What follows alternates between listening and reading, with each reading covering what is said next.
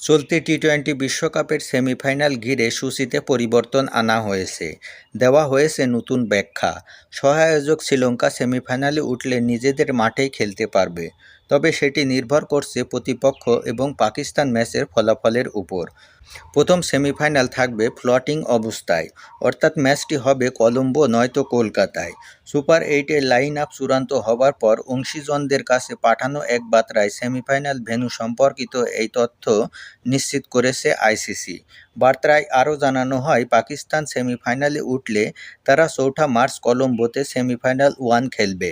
আর পাকিস্তান যদি শেষ চারে না ওঠে কিন্তু শ্রীলঙ্কা ওঠে এবং প্রতিপক্ষ যদি ভারত না হয়, তাহলে সেই সেমিফাইনাল ম্যাচও হবে কলম্বোতেই। অন্যদিকে পাকিস্তান ও শ্রীলঙ্কা দুদলই যদি সেমিফাইনালে উঠতে ব্যর্থ হয়, তাহলে সেমিফাইনাল 1 কলকাতায় আর সেমিফাইনাল 2 হবে মুম্বাইয়ে।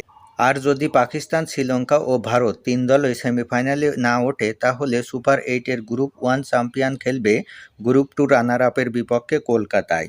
অন্য সেমিফাইনালে গ্রুপ 2 চ্যাম্পিয়ন খেলবে গ্রুপ 1 রানার আপের বিপক্ষে মুম্বাইয়ে। শ্রীলঙ্কা ও পাকিস্তান একই গ্রুপে থাকায় সেমিফাইনালে তাদের মুখোমুখি হবার সম্ভাবনা নেই।